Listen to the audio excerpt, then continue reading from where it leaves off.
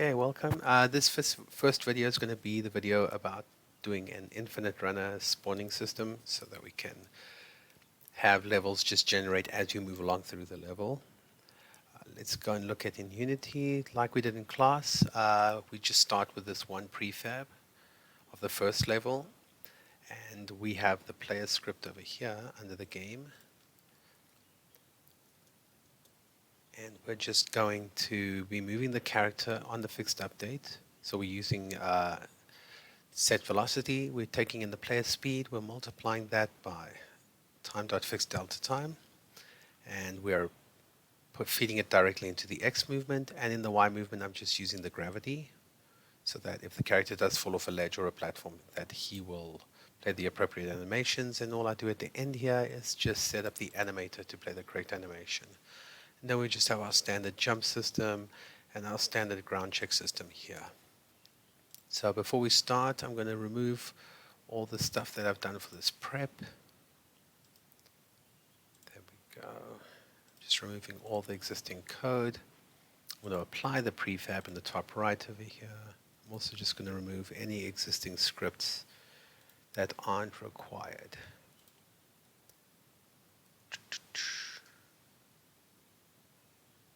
I actually think it's just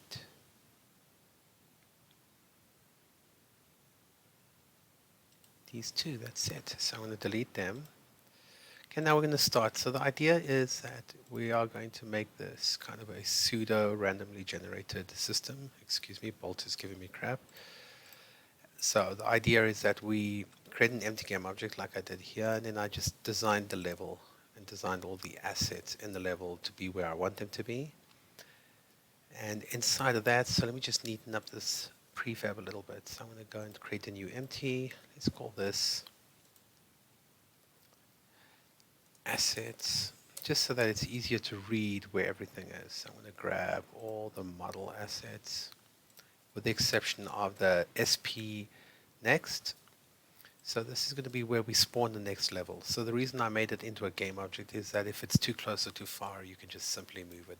And this allows you to be able to have different size levels as opposed to having a rigid fixed size level that you want. Okay, so with that being done, I'm going to now go to my prefab folder and duplicate this prefab so we can have a second one. I'm just going to drag that into the scene. I'm just going to move it off to the side here, and I'm just going to do some really quick design changes just to make this look a little bit different. Okay, fine. Let me open up the prefab. There we go. We're just dragging, deleting some unnecessary stuff, just so that I can push these two together. Oh, jeepers. There we go. And then I'm just going to grab all of these here.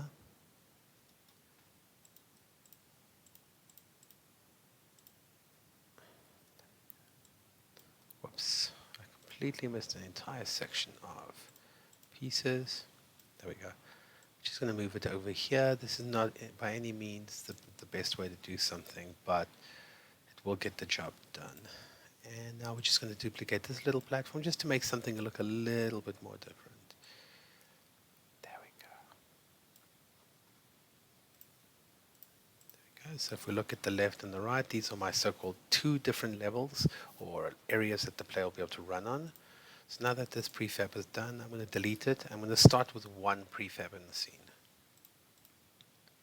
And at the top, you'll see that let's remove this and do it again. I'm going to add a box collider. And because we're doing a 2D game, it's going to be a box collider 2D. If you're doing a 3D game, it'll be a standard box collider. You'll see the box colliders over there, so I'm just going to offset this collider. It's kind of somewhere where when the camera gets to it, I want to instantiate the next part of the level. So I'm going to put it at about 4.5. I'm also just going to make it taller in the Y, just enough so that the player can't at any point by mistake miss it, if you will.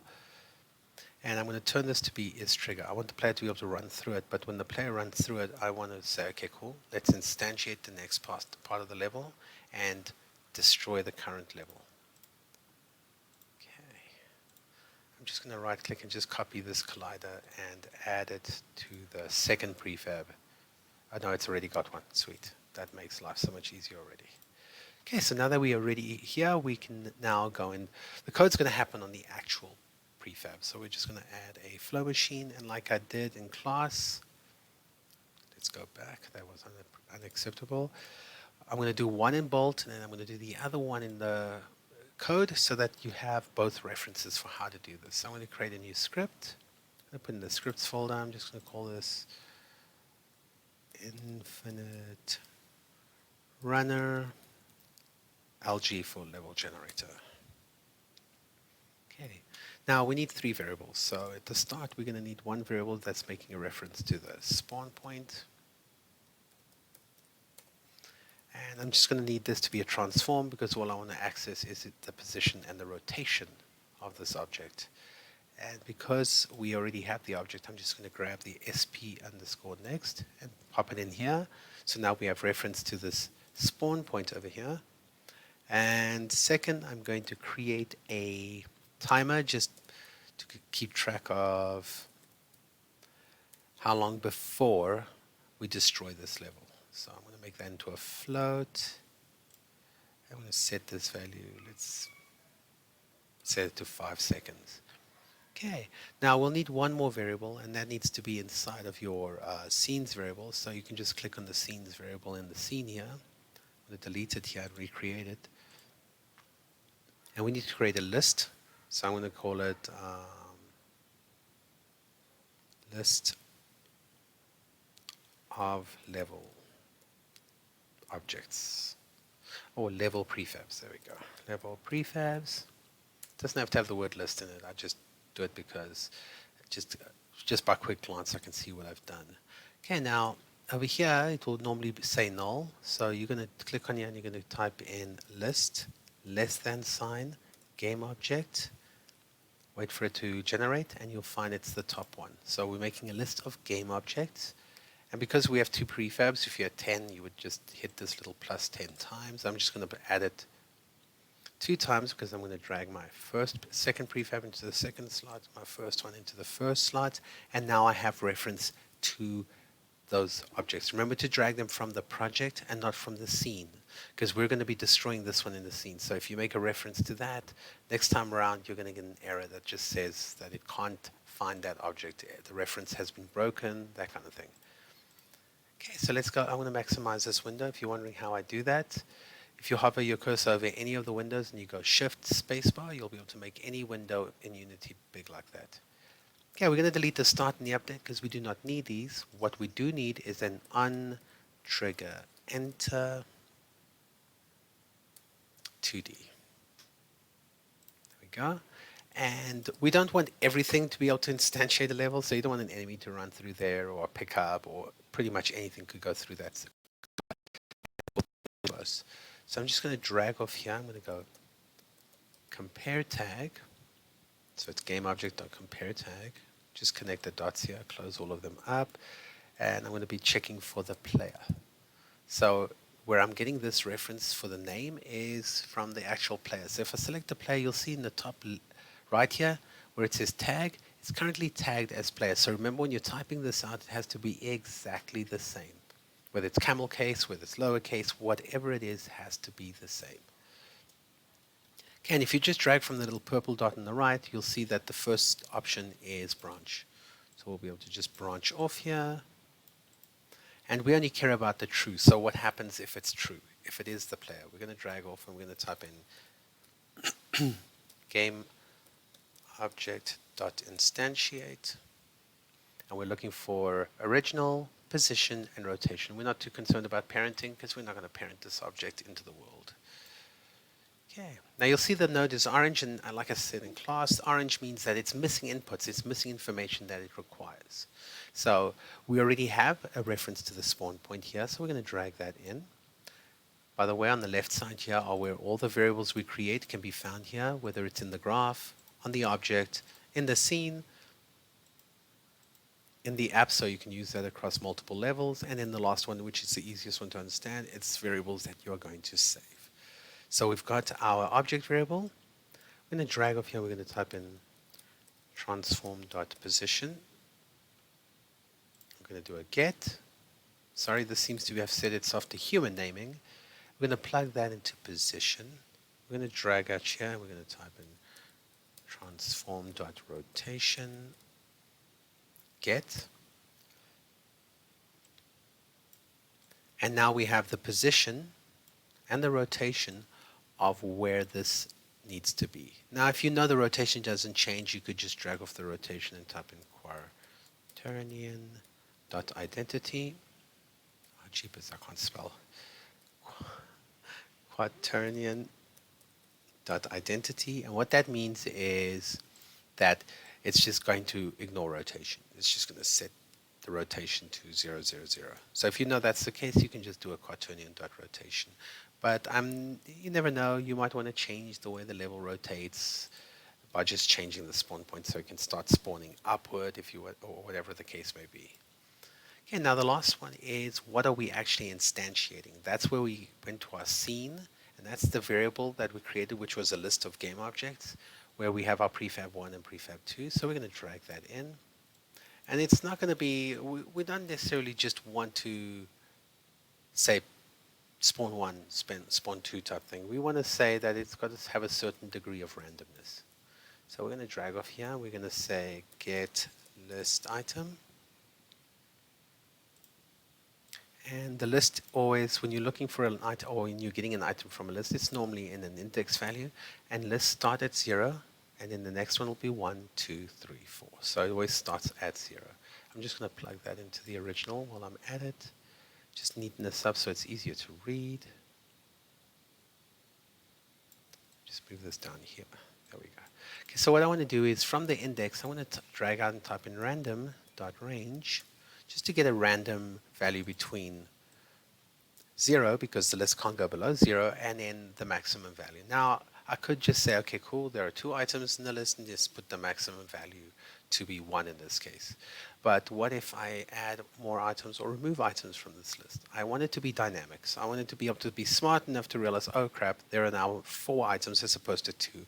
And instead of having to come in the code here and change that value every single time, I want to get the count. So I'm going to get the count items, which is the amount of items in the list. Now, this isn't necessarily an issue across all types of items in code, but in Bolt, when you count, the list starts at 0, but when this counts the items in the list, it starts at 1. So we're going to have a discrepancy of 1. So we always need to kind of subtract 1 from this list. So if this counts 1, 2, and the other one counts 0, 1, you'll see that we have a 1 difference. This one's going to be bigger. So what's going to happen, sorry about my dogs. Give me a second.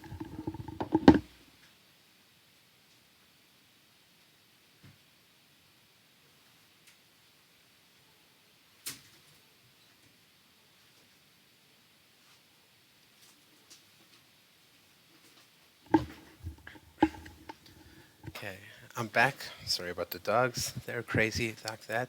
Okay, so let's subtract 1 so that we can get from 0 to 1 as opposed to 1 to 2. So we're going to add a integer, because remember lists are whole numbers, so we only need to subtract a whole number from that list. Okay, so that's it. That's the entire randomness aspect of your script. Drag it down here, hold down Control and left click and drag to add a group around it. I want to say get random prefab from list. That's what this section of the code does. Add a group up here, and this one is going to be saying, let's just say spawn prefab from list. Okay, that's it. That is the entire spawning system. So we can go and try it out now. A lie, there's one thing missing. Sorry, the dogs distracted me to the point where I forgot what I actually needed to do here. We need to actually destroy the current object we're on. So we're just going to drag out here. We're going to type in gameObject.destroy. And we're looking for obj, comma t inside of the brackets. Okay. T is short for time, so we have a variable in the objects called timer. So we're going to say after 5 seconds, we're going to destroy the object we're currently on. And what object are we destroying? We're going to drag out of there. We're going to type in self, because we want to destroy this object. I'm just going to add a little group around this and say destroy this prefab when timer runs out. Okay, so that's what this does. And like I said, this is probably not the cleanest or the most efficient way to do. Actually, it's pretty efficient. It's just not necessarily the only way to do this. It's just the simplest system I could think of that would make it easy to follow along and understand how it works. Now we're going to test if this works. We have a list. Now currently my problem with my list is it's got the second prefab which doesn't have any code on it. So I'm just going to replace both of them with prefab 1 just for this testing.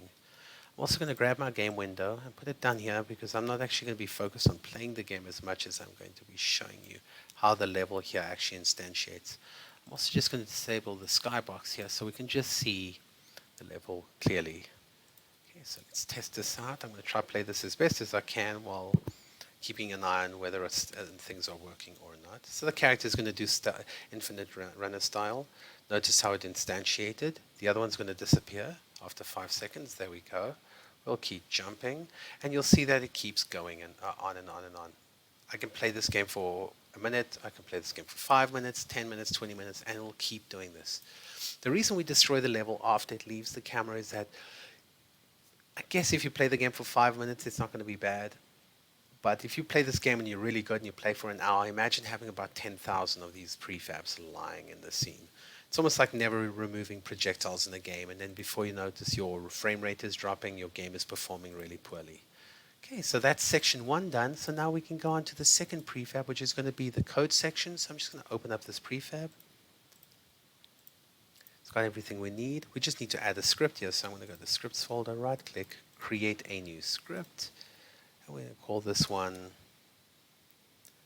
infinite runner, and let's just call it code. Okay, so when creating scripts, don't ever do spaces in your scripts. It doesn't like that. So if you want to do a space or something like that, you can do camel case like I've done here, or you can just do underscore, like infinite underscore runner underscore code. That is sufficient as well. It will do the trick. I'm going to drag this code from the project onto my actual character level, and I'm going to just open up the script. I'm using Visual Studio Code for my coding, and I'm just seeing that a lot of stuff's updating while I'm here. I like to just normally close this window on the left here by just clicking on the appropriate icon. Normally it's on this one, so you can just click that to close it. Okay, so I'm going to make this a little bit bigger so everyone can see it on screen properly, because I'm not capturing full HD, so I don't want you not to be able to see anything. And like we did in Bolt, I'm going to remove both of these methods. And we need to create 3 variables like we did in Bolt. So the first one is going to be a serialized field. And it's going to be a spawn point reference. There we go. Second one's also going to be a serialized field. It's going to be a float, and this one's going to be for the timer. I'm going to set the default value to 5. Just put F if you're not sure, but normally you put F if you already have like 0.2. If you don't put the F, Unity's not, C#'s not aware that it's a float. So it just automatically assumes it's an integer and then gives you a warning saying that you can't have fractions inside of an int. Okay, and the last one is going to be a reference to our list. Again, the serialized field. We're going to do a list.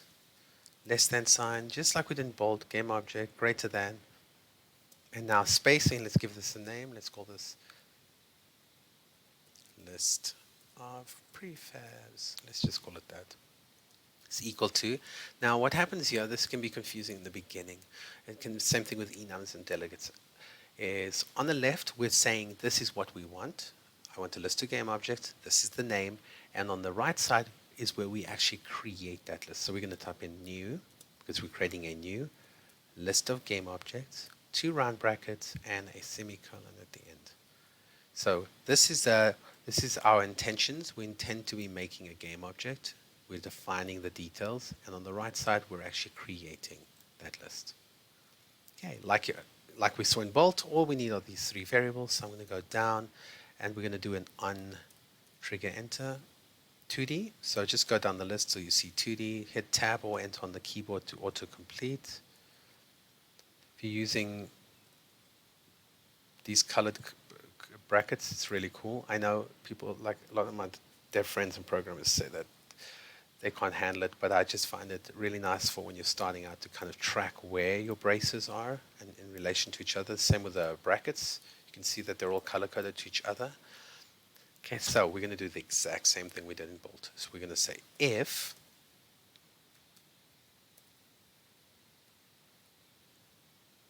and where it says true, we're going to go if other dot compare tag player. So if the object that's just come through here is the player, we are now going to get a random object from the list, and then we're going to instantiate. So we're going to create a throwaway variable, as I like to call them. That's going to be a game object. We're going to call this current prefab is equal to, and it's going to be the list of prefabs, square brackets. And normally when you want to, if you just want to get something from a list, you simply put in a value here. And when I do that, I'm going to be grabbing the item that is at number 1 on the list, or 4, or in the case of 0, which is the start. But in this case, we want to get a random value in the list. So we're going to type in random.range, 2 round brackets, and it requires a minimum value and a maximum. So minimum is 0, comma, and the maximum is going to be list of prefabs dot count. That's it. So now we're going to go through this, get a random value between 0 and 1 in this case, because that's how many items are in the list. Store that into the prefab temporarily. Store that into a new variable temporarily, and now we're going to instantiate. And instantiating requires you to have, if you hover over the red line, says it needs an original object, a vector 3 position, and a quaternion rotation. So let's do that. So we know what the object we want to instantiate. It's called current prefab, comma, and we have the spawn point, so we're going to type in spawn point. Notice how spawn point I did not create a transform for. Sorry. There we go. So spawn point dot position, comma, spawn point dot rotation. Just like we did in Bolt. So it's a really simple script. It's really, I guess, it might be too simple, and you might think, oh crap, is this all you need to do to get something to do that? But it is. The simplicity is in this system. There's very little to it. All you need to do is, once you have the system up and running, is just spend time creating different types of level from an art standpoint. After this, we're going to create a random spawner that'll come with this system. So we can add random objects spawning in each of the level sections. Okay, so now all we have to do is go destroy, 2 round brackets, and what do we want to destroy? We want to destroy this game object, comma, timer.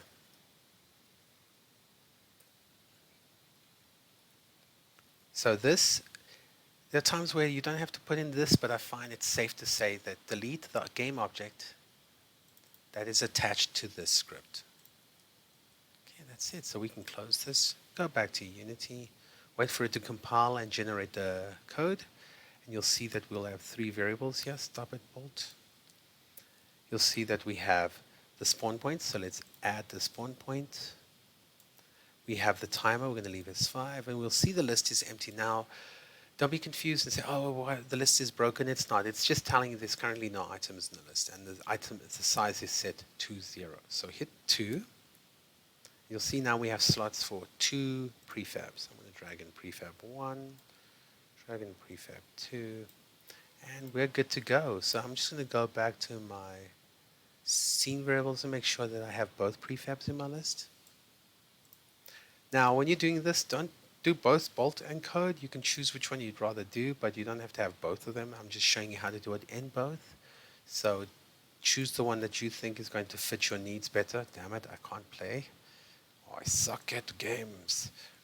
Okay, so let's go. Start the game. So I'm looking at the bottom right. You should be looking at the top. Notice how it damn it, instantiated the other level. So the smaller your list, the higher the chance you are of getting the same object multiple times in a row. So be aware of that.